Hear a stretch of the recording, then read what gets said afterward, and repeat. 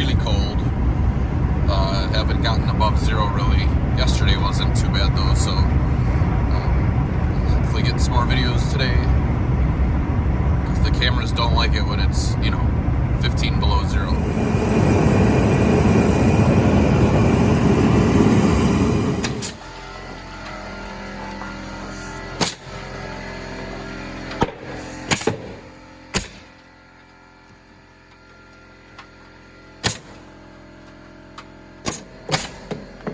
Sheeting in the cold.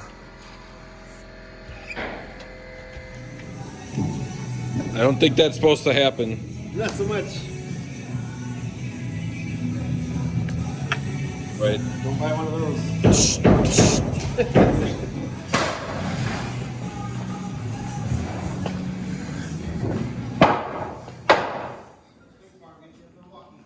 Yep. Yeah, I'm thinking either of Milwaukee or we go back to the Max Fat one that I like. Just broke my tape. Interior walls about to go up. This is the first one. And we think it's above 0 now? Is it above 0 yet? I think so. We think it's above 0.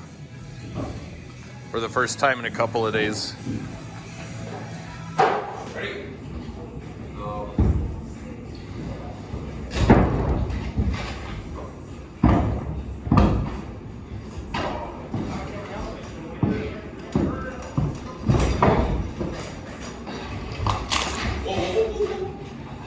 Alright. Drag it backwards. Okay. And up.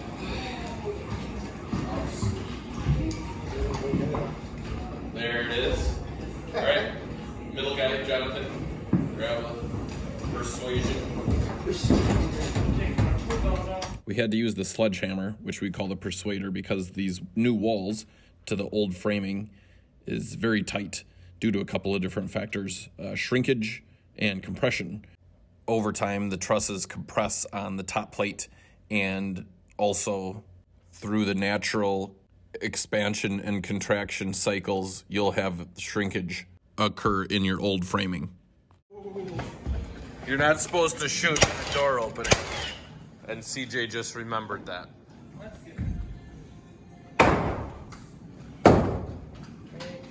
When we frame walls, we will typically leave the door opening's bottom plate intact and then cut it out later. It just helps hold the framing in place.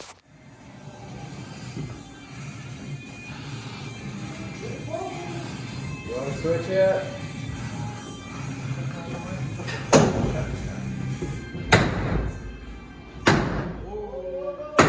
You're pretty much there on the end, I think.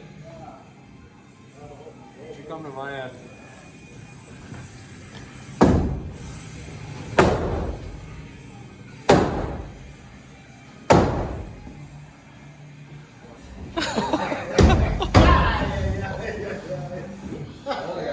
So you should have aimed for that.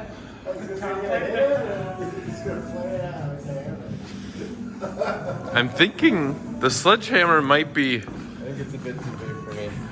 I think it might be heavier than you are. I'll weigh like 5 pounds more than CJ. Come on, you do this. I already made a fool of myself. Can't do it. No, it's just bouncing.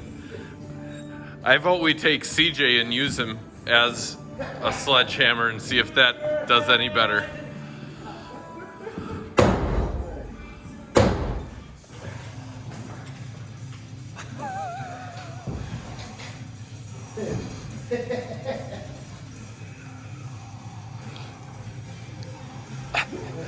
Are you done stretching? Can we put the wall up?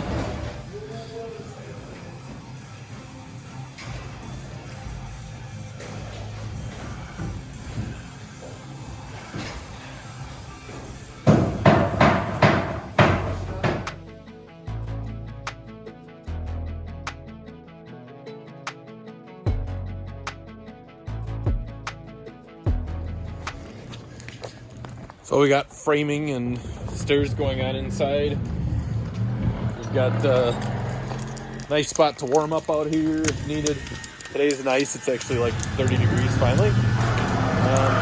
But all this extra framing and stuff that came out of the house, this is a really good way to get rid of it if you can't reuse it. And we ended up reusing quite a bit of material in this one, which is good. But this is a really good way of getting rid of it. So now all we need is some marshmallows or hot dogs, something like that. And it's almost lunch, so I'm hungry.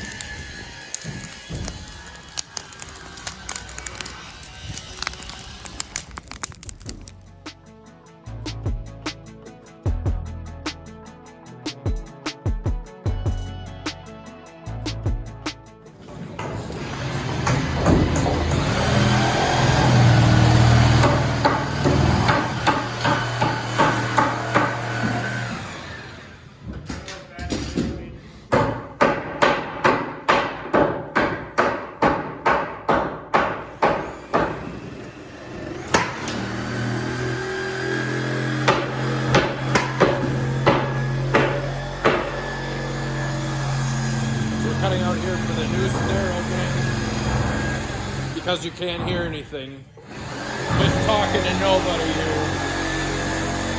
Charlie's cutting out a big piece of joist.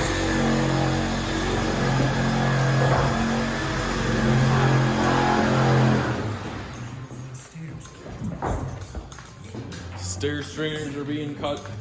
All this framing in here is done. Bathroom. Bedroom, another bedroom, other bedroom, bathroom. This will get those red lines there.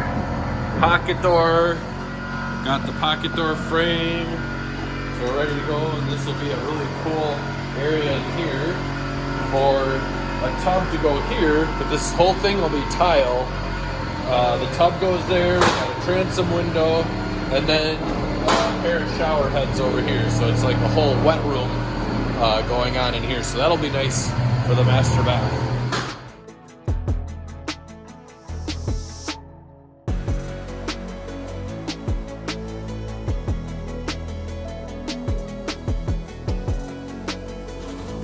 All right, we're back on the Trout Pond remodel today.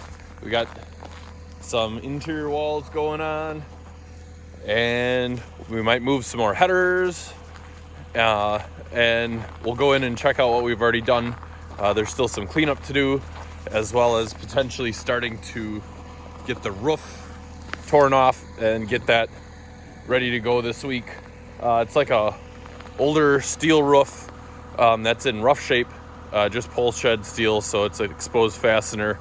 We're going to repair some of the roof deck and fascia boards eventually, and then we will end up having a hidden fastener, the standing seam steel roof, that we will put on the house and garage. So we'll go inside and check out some of the progress inside.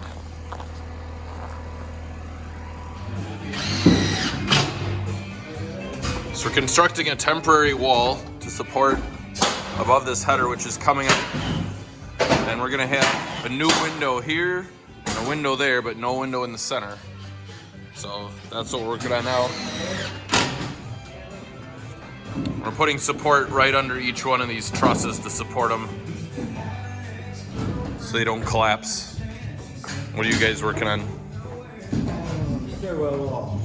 More walls. Only a couple left. I got a sheet of OSB to fill that hole too.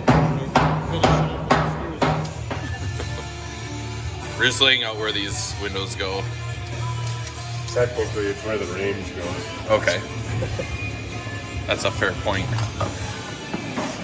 So the range is gonna go in the center here, right where this window currently is, with a window on either side.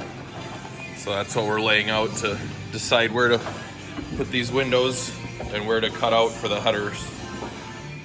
We used a bottle jack here to push up the headers to make it easier to install the new headers, which we had to do in other areas as well, especially above two of the bedrooms where there was a girder truss that actually compressed in about 3/8 of an inch. And also, we had noticed didn't have any support underneath it. So CJ ended up tripling up a 2x6 studs as a nice post underneath to give the girder truss more support, and then it shouldn't compress quite as much. When you're framing when it's this cold, you have to use a combination of a couple of things. We did set up a break room in the basement where we had tarps around the torpedo heater, as you saw earlier. And as far as getting our tools to work, you saw we had a combination of different framing nailers going on. In the pneumatic guns, we use an antifreeze gun oil, and I don't know how, but CJ got our Milwaukee framers to work, which haven't worked in the past in the cold. All we gotta do is this temporary wall down, we got our headers in, and we're done. A little bit of sheeting.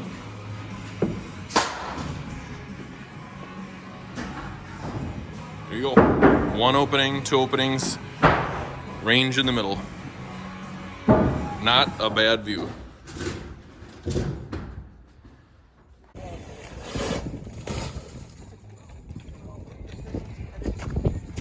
No, the trick is to stand on it because it hates it.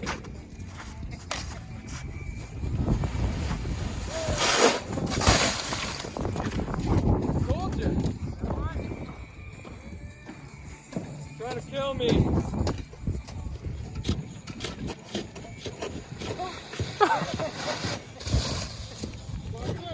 Put your foot on it? Yeah. One foot push and that was it. One big belly chop. I don't think it hits as much as you guys. Yeah, Charlie, why don't you get on there? Whoa. Whoa, there you go.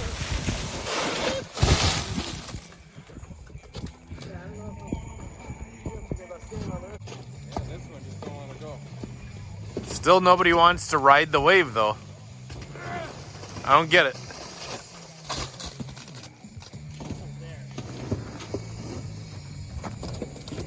That's too far, man. It's too far.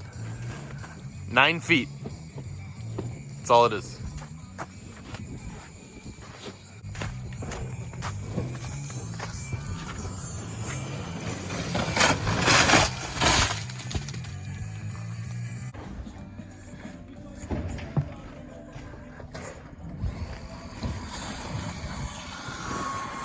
We're making this overhang for the front porch, and we're making this as a 612. So Mr. Rafterman's throwing me rafters. What a toss. Putting the rafters in, they're all hand cut. And this will have a shed roof that comes just off over the top here for the entrance to the house. Once the roof was torn off and the framing was done for the front little gable, then we covered the entire roof in all synthetic underlayments. Here I used Grace Select Ice and Water Shield, 2 rows, 6 feet up off of the eave, and covered the rest in Owens Corning Deck Defense. Thanks for watching us for our framing episode on the Trout Pond remodel. Make sure you like and subscribe. You can do that right here in the bottom, and we'll see you on the next one.